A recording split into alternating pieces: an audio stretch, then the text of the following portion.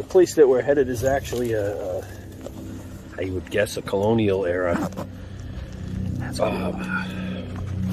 cellar hole, which is, it's in the middle of nowhere, so it really shouldn't be. It's probably a chance that it hasn't been investigated Awesome. before. Grab my water bottle.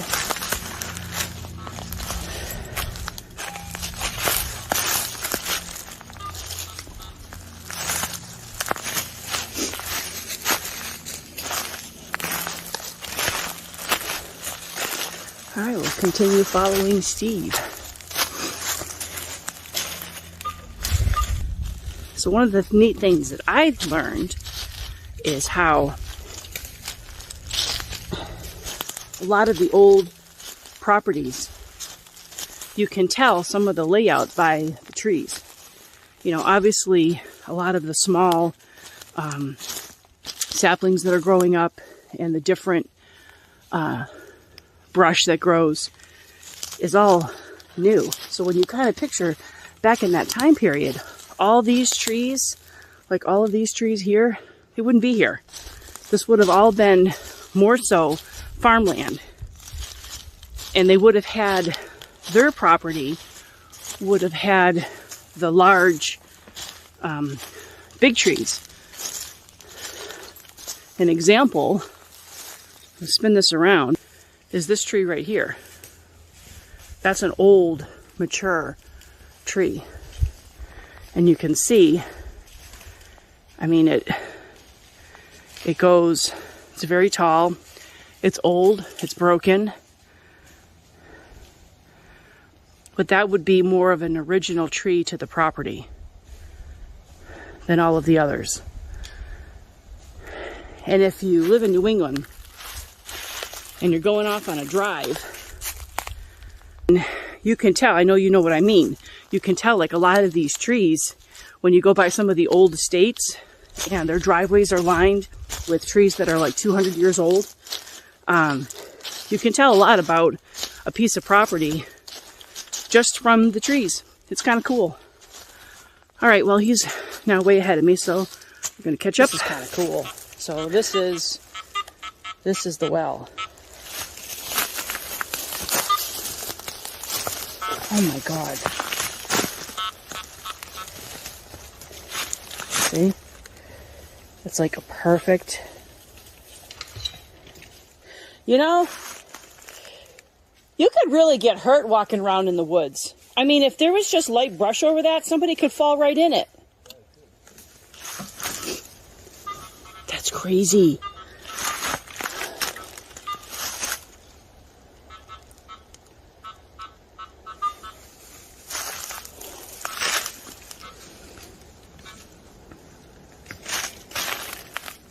So the actual house would not be very far from the well. No. I mean, that would kind of make sense that it would be somewhere in this vicinity. Sure what? I said it also fascinates me when I'm in the woods doing this and hunting. We're in the middle of nowhere. Yeah. And how many feet of this stone wall do you think that you could build in a day or a week? I know. These stone walls go for miles in the middle of nowhere. Yeah. So we could probably find metal technology right here. And there'd be potential to find something because Well, somebody built these. somebody was here. Imagine saying, you know, ask Garrett to bring the trash out, and he looks at us weird. Imagine saying, come on, Garrett, we're going to go build 30 feet of stone wall this week. And we can't go home in between. We're just going to stay in the woods. We'll build a camp and stay in the woods while we're building stone walls. Well, typically speaking, in the history of stone walls, do most landowners are the ones that are building these? I believe that that's what the major use for them then was as a border marker and for livestock containment. You know, if you had animals, you could Yeah, keep them in some of these which makes sense. And we're talking of a time period that you wouldn't hire somebody to go do that. I mean, your neighbor may come over and help you do it. Your family would, but it wouldn't be something like our generation now, where we hire somebody to do that. Plus, we have a piece of machinery to do it with. That's true too. All these things were lifted by hand, rolled and lifted and pulled with oxen. And pretty neat. I can only imagine that the people back then were a lot tougher than we are. Yeah. I mean, out here in the middle of nowhere with snap fingers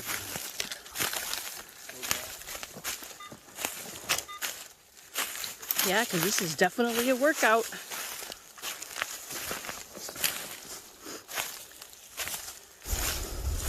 So I'm seeing this man is kind of like he's short, very, very muscular build. He actually looks, I can't tell if he's bald. He might be bald. Very little hair.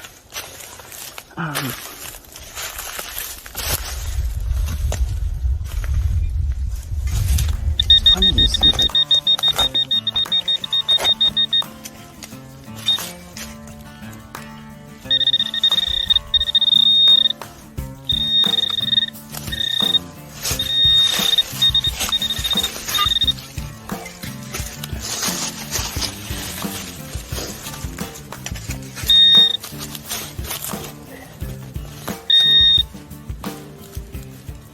you know, this might be barbed wire.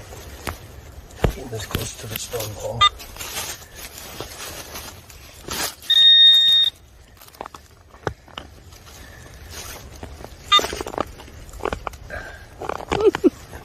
jeez. Is that a root you're pulling on? No, it's a bucket or something. Oh my god.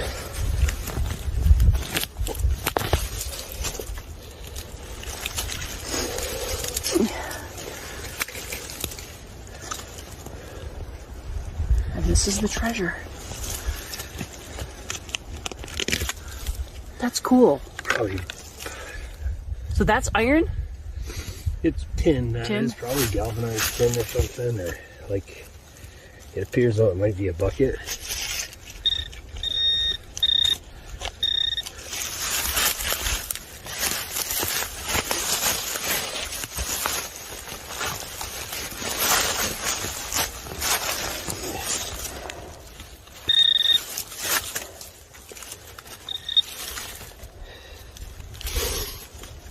Probably just more in the bucket down there. I That's assume neat. That's what it is. Put a seam in it, and it's probably, yeah. Well,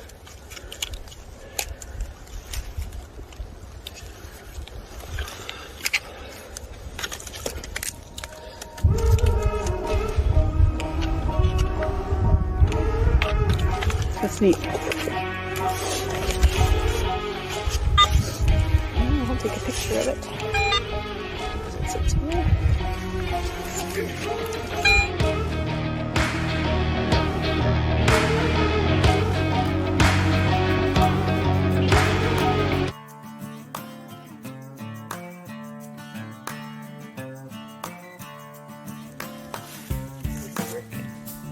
brick.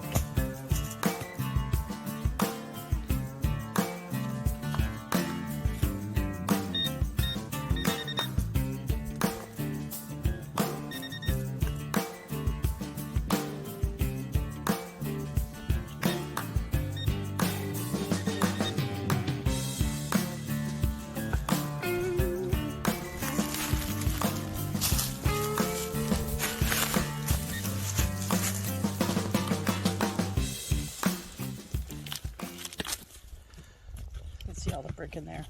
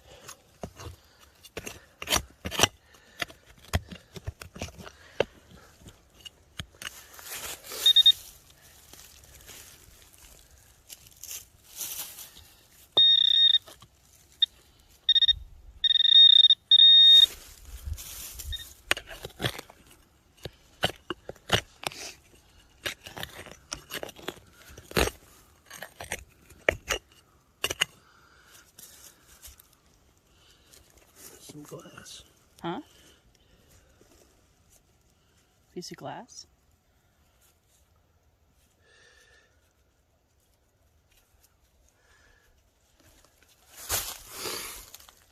Oh yeah. What would that be? Like part Perfect of a circle.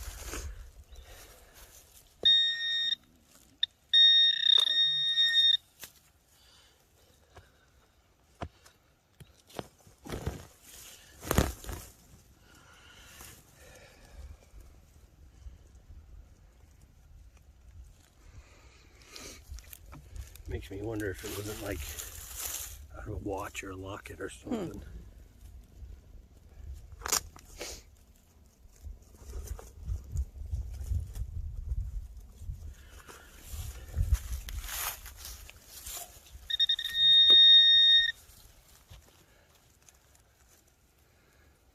Nail.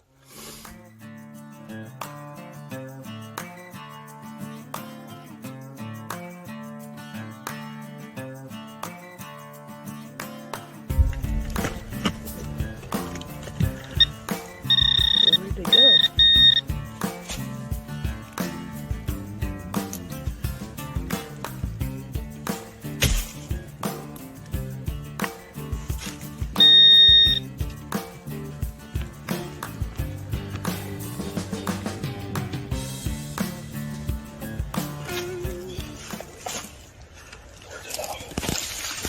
Another hopeful. I think it's a dandy button. It is.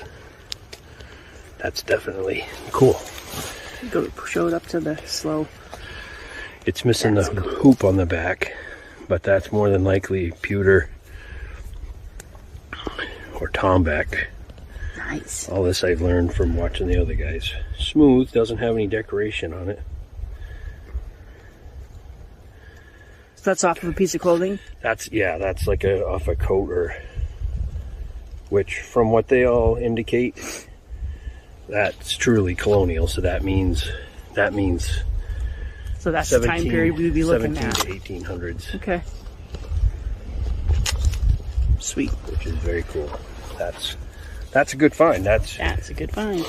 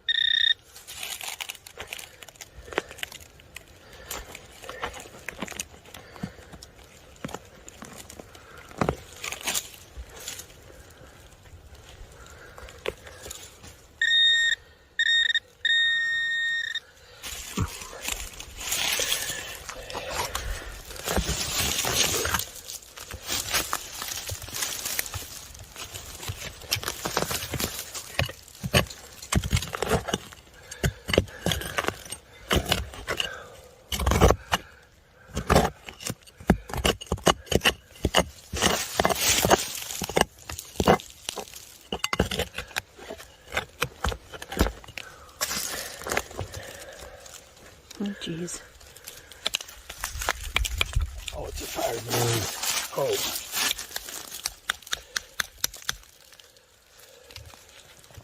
I would say. Handle went in there. That's cool.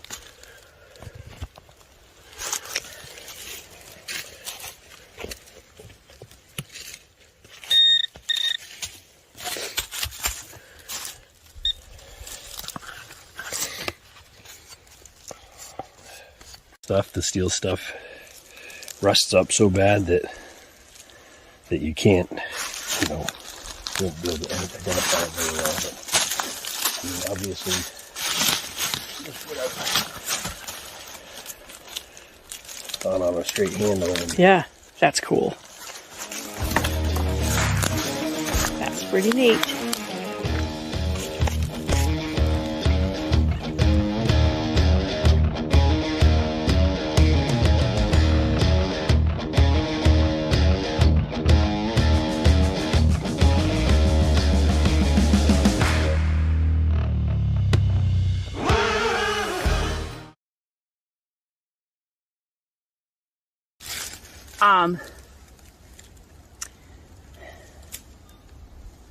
Again, can you tap out the first letter of your first name? Just because I'm going to try to research you. A, B, C, D, E, F, G, H. Okay. So his name definitely starts with an H. Is it Herbert? Okay. Because I was hearing Herman too. Is it Herman? No. It's not Herman. Okay. All right. Well, I'm going to look it up. So did you have a large family? Was there, was your family large? What you considered to be large? Yes. Okay. This is nice. This is a beautiful spot out here. And you had horses? No? Okay. Did you have a horse? Yes. Okay. All right, so now we're going to catch up with Steve because I think Steve is digging again. And we'll see what else we can find.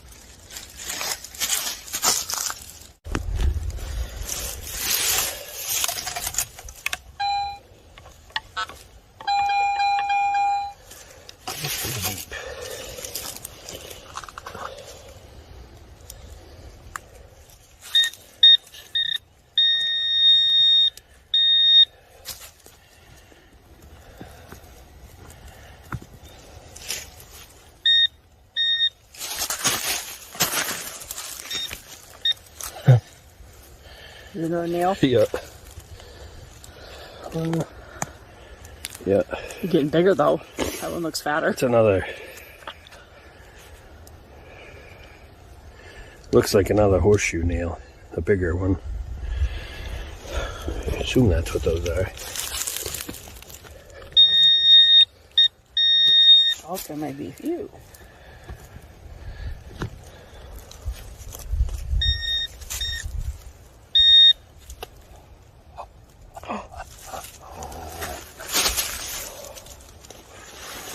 What is it? I don't know. It looks.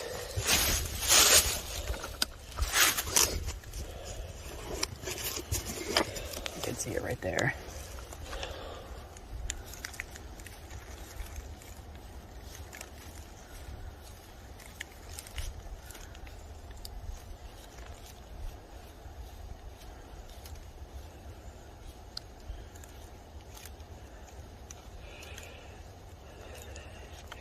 Heavy. It's wicked heavy.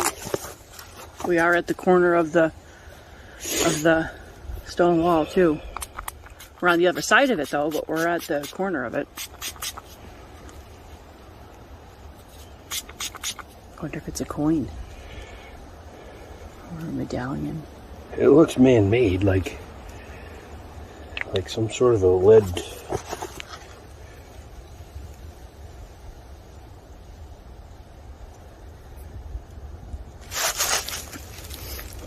There's really no indication of what it is, but it's certainly.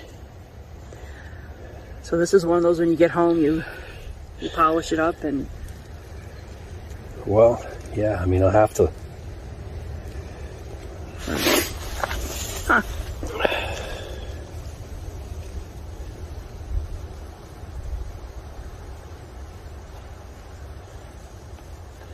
It's got the white.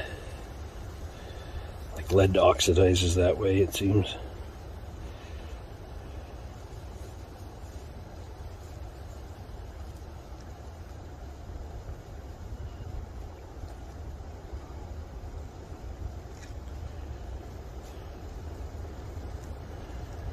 I had my heart going for a minute. Still makes me wonder though.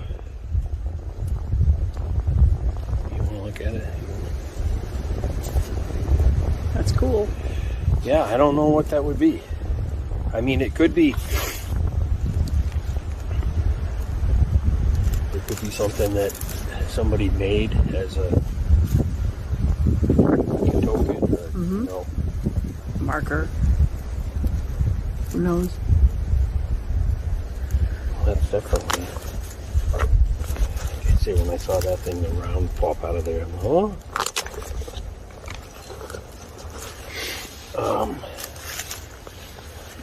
That's why it rang so good, was because it resembled a coin, you know what I mean? Round and flat. But also a good idea, which I've learned from the fellow metal detectors who've been doing it for longer than I have, to always check the hole, because... Oh, after you find something, check it You to know make what I sure mean? there's not something else. Like...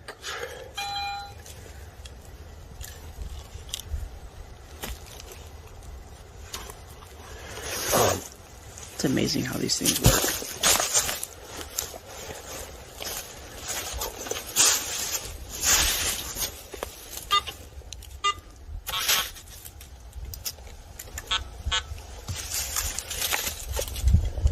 Yeah, that's interesting. I wonder what that is.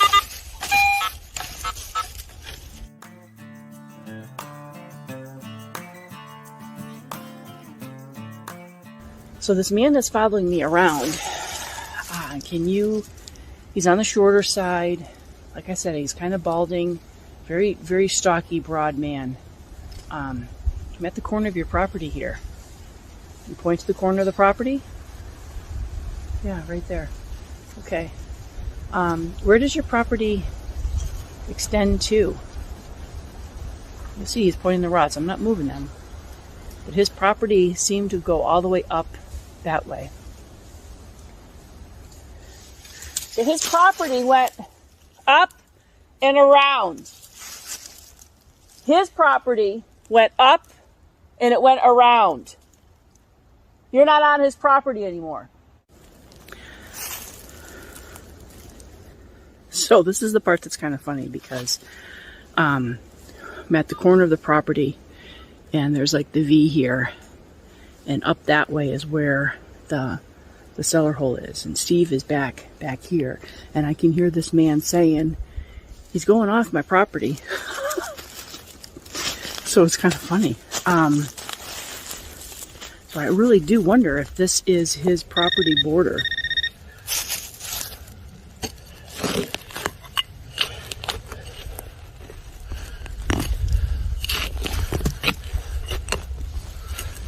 You ever break things when you're getting it? I'm sure people do, not even knowing. Yeah, I see on some of the videos where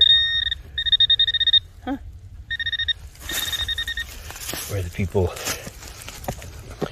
it's not a big deal if it's a horseshoe or something, but if it's a, you know, obviously if it's a coin or something and you ding it with your shovel.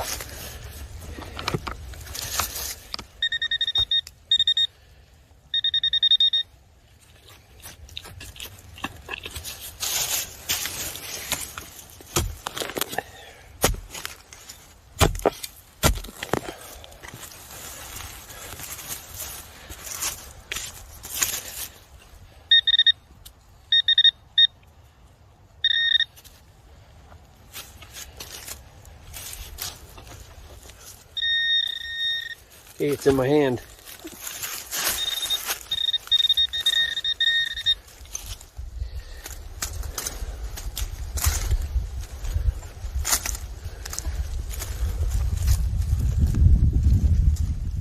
A nail? It's a square nail. So that's, from what I've learned, that's an indication of, actually, if I had to guess, I'd say it was a nail from a horseshoe. Because if you can see... That's funny, because... I don't know if you can see that, but it's... Just hold your hand still. Low. There you go. It's got a hook in the bottom like it was pounded.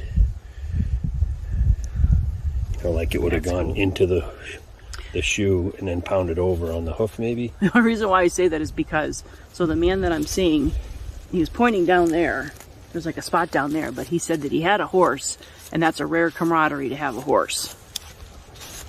a rare That's commodity. Commodity. It was a rare thing that he had a horse. Well, that's pretty cool.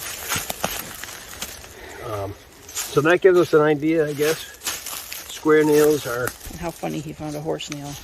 colonial. There's probably, I'll dig a couple of these and see if we can't make it a stronger iron signal. I'll see if we can't find one of his horse's shoes. That would be cool.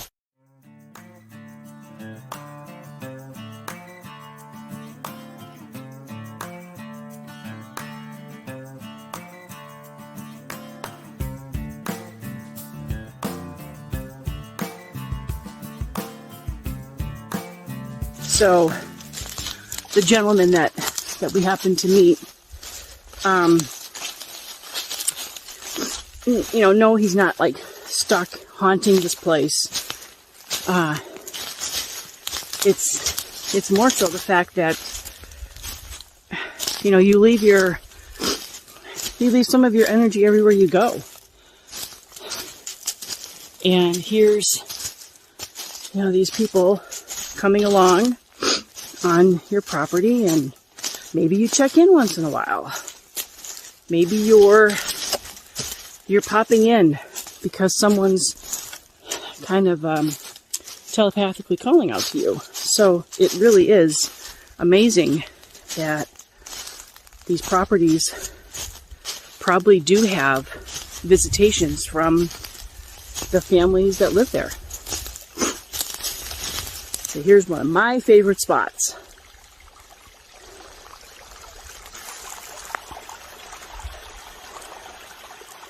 Here's my treat.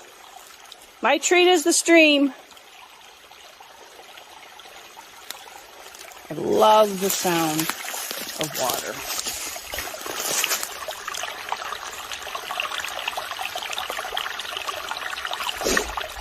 Now imagine if you're a kid on this property, how much fun it would be to try to fish. It's pretty clogged right now, but it probably wasn't then. To play, I know I would do. I'd be fine in this water.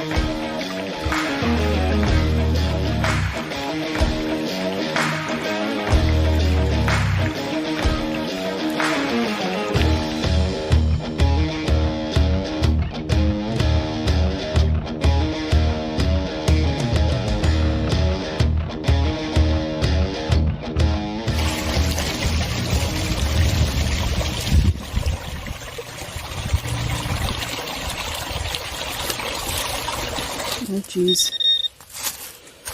Big ox shoe. Big ox shoe. That's what I'd say it is. Wow. Right on the path.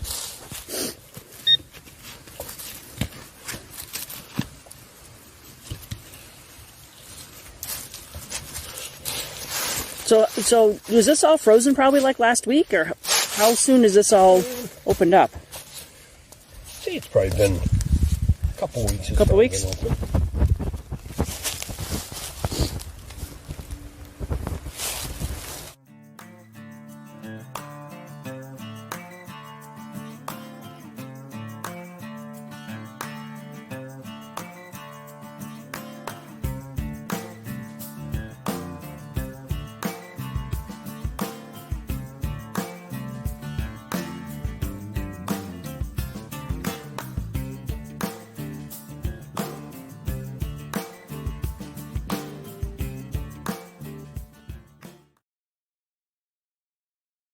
And there is a story of an unknown soldier that is buried. He was buried in 1864 in the Robb Mountain Cemetery. And what's interesting about it is that Henry Stevens was a young man that sought out to join the military and represent New Hampshire in the Civil War. And I know you're thinking, okay, well, how the heck does the Civil War battlefields have anything to do with this small little piece of property in Stoddard, New Hampshire? But what was interesting about it is that this gentleman, Henry, he went off to fight, and sadly, within 3 weeks, he never saw battle. He never made it to his destination, which is sad for him because this is something he wanted to do. But he was in a military hospital in New York, and he was very ill and ended up dying of typhoid fever, which is really not an uncommon thing in that time period. But sad that he didn't get to serve his country. So the Stevens family received notice of his death and that they were going to be shipping his body in a coffin to their home. They also received a telegram that a second coffin was being shipped to them of their son. Both coffins arrived to this family, both labeled and marked Henry Stevens. Henry Stevens, who was with the 18th New Hampshire Regiment. This is one of those things that it's like, I feel really bad for this family in general. I feel bad that they lost their son, which is heartbreaking as it is.